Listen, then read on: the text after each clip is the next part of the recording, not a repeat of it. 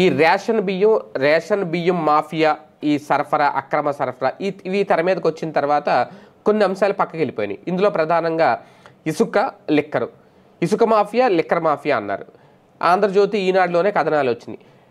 Belt షాపులు పెరిగిపోతున్నాయనో, లేదంటే సిండికేట్లు నాయకుల్ని ఇబ్బంది పెడుతున్నారనో, సిండికేట్ నేతలు వాళ్ళకి నెల నెల మామూలు ఇవ్వాలని అంటున్నారు. ఇవన్నీ కూడా కాకపోతే తెర వెనక అవి ఇంకా జరుగుతున్నాయా అంటే చాలా చోట్ల ఇప్పుడు సోషల్ మీడియాలో బాగా వైరల్ అయిపోతుంది. ఎందుకు మొన్న ఆయన కొలుగుపూడి శ్రీనివాస్ ఏకంగా ఆయన నియోజకవర్గాల్లోనే ఉన్న బెల్ట్ షాపుల మీద దండెత్తుకెళ్లారు ఆయన ఒక్కసారిగా. ఆయన అధికార పక్ష ఎమ్మెల్యేగా ఉన్నా సరే అటువంటి వాటిని సహకరించట్లేదు, ఖచ్చితంగా వ్యతిరేకిస్తున్నారు. ఎందుకంటే పాలన అద్భుతంగా అందించాలి, వేరే వాళ్ళు మన వైపు వేలెత్తు చూపించుకునే కంటే మన లోపాలను మనమే సవరించుకుంటే మంచిది అనేది సదుద్దేశమే. ఆ ఉద్దేశంతోనే కొలుపూడి శ్రీనివాస్ ఆ ఉద్యమం అయితే చేశారు, అందులో తప్పులేదు.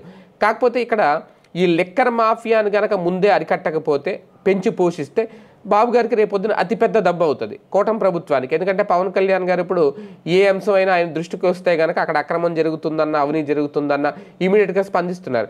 రేపొద్దున లిక్కర్ వ్యవహారంలో లేదంటే ఈ బెల్ట్ షాపుల వ్యవహారంలో స్పందించడానికి గ్యారంటీ ఏముంది? సైలెంట్గా ఎందుకు ఊరుకుంటారు? ఆయన దృష్టికి వస్తే ఆయన డిప్యూటీ సీఎం హోదాలో దేని మీదకైనా, ఏ ఇష్యూ మీదకైనా వెళ్తారు, అందులో నో డౌట్. కాకపోతే ఇక్కడ లిక్కర్ మాఫియా ఇప్పుడు గ్రౌండ్ లెవెల్లో గ్రామీణ ప్రాంతాల్లో బెల్ట్ షాపులు విచ్చవిడిగా పెరిగిపోతున్నాయి. గుడి బడి అనే తేడా లేకుండా ఎక్కడ పడితే అక్కడ.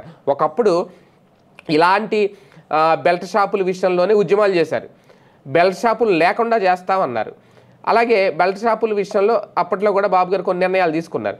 కానీ ఇప్పుడు మళ్ళీ అధికారంలోకి వచ్చిన తర్వాత మళ్ళీ పాత మద్యం సరఫరా చేయడము, బ్రాండెడ్ మద్యం సరఫరా చేస్తున్నాం అని చెప్పడం, మళ్ళీ టెండర్ల విధానాన్ని తెర మీదకు తీసుకురావడం, ఇదంతా ఓకే, ఇదంతా బాగానే ఉంది. కాకపోతే ఇదే నేపథ్యంలో బెల్ట్ షాపులు అనేది మాత్రం ఖచ్చితంగా అనధికారికం.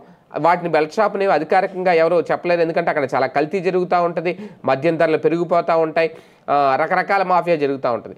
ఈ బెల్ట్ షాపులు అరికట్టకపోతే తెలుగుదేశం పార్టీ నాయకులు ఉద్యమిస్తారా రేపు పొద్దున దాని మీద, లేదంటే జనసేన నాయకులు ఉద్యమిస్తే వీళ్ళ సహకరిస్తారా? ఇది మాత్రం బాబు గారికి భవిష్యత్తులో ఒక బిగ్ బాంబే, బిగ్ థ్రెట్టే.